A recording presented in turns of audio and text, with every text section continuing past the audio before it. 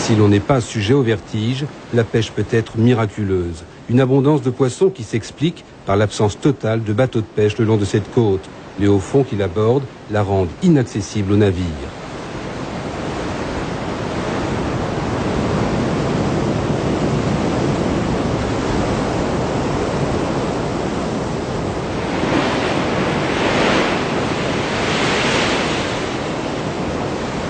Le matériel de pêche, lui, ne nécessite qu'un minimum d'investissement, essentiellement une longue canne en bambou et un moulinet.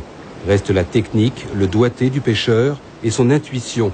En bas, dans l'écume des vagues, il y a des courbines, des sardes, des dorades et pour les plus chanceux, des barres.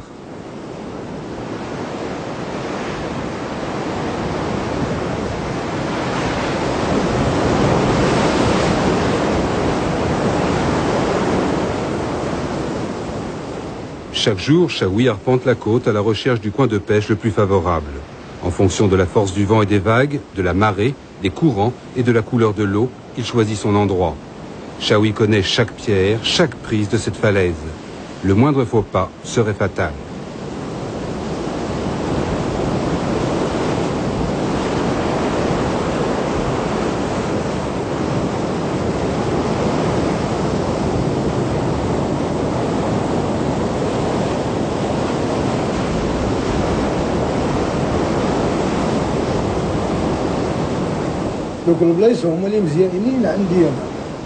Je cherche toujours à pêcher dans des endroits difficiles d'accès, là où il y a du poisson.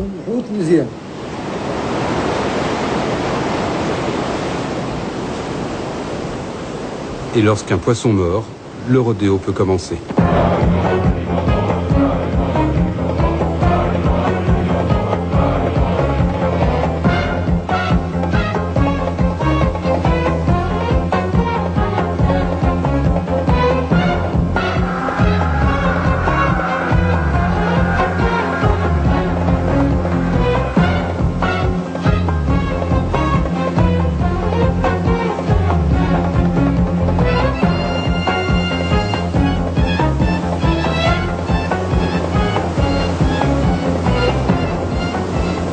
Il est un accessoire dont aucun pêcheur ici ne se sépare. Un anneau métallique muni de crochets au bout d'une longue corde.